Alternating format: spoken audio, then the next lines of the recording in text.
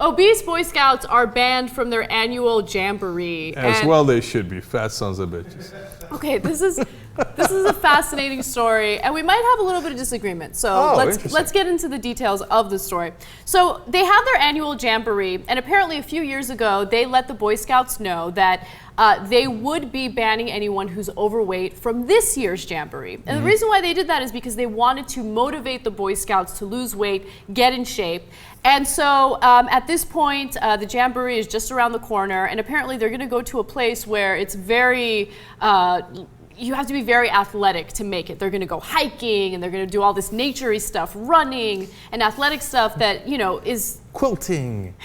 Okay, I mean, they're not going to do quilting. Boy Scouts, they always go hiking. That's not extra. I don't believe it. It's but anyway, 10 days of hiking, camping, and other activities. And apparently it's going to take place at the Summit Bechtel Family National Scout Reserve in West Virginia. So you know, the terrain is very, very rough there. All right. I was wondering what you do at a Jamboree.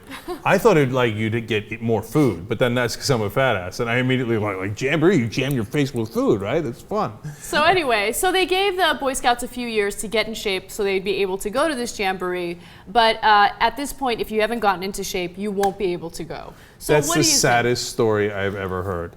I mean, imagine that poor son of a bitch 12-year-old, right? He just graduated from Cub Scout to Weeblo.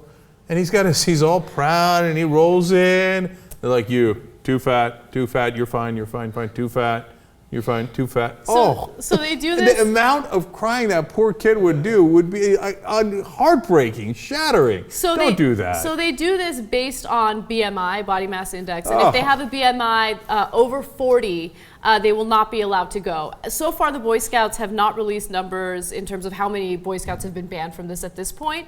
But like, what do you think? Oh, you obviously hate the policy. You think it's bad. So you think it's okay? No, I'm not saying that I think it's okay. People are gonna hate me, but I get that I don't think that they came from a bad place. I think it's a bad idea, but I don't think they came from a bad place. I think they were trying to motivate the youngsters to get into shape.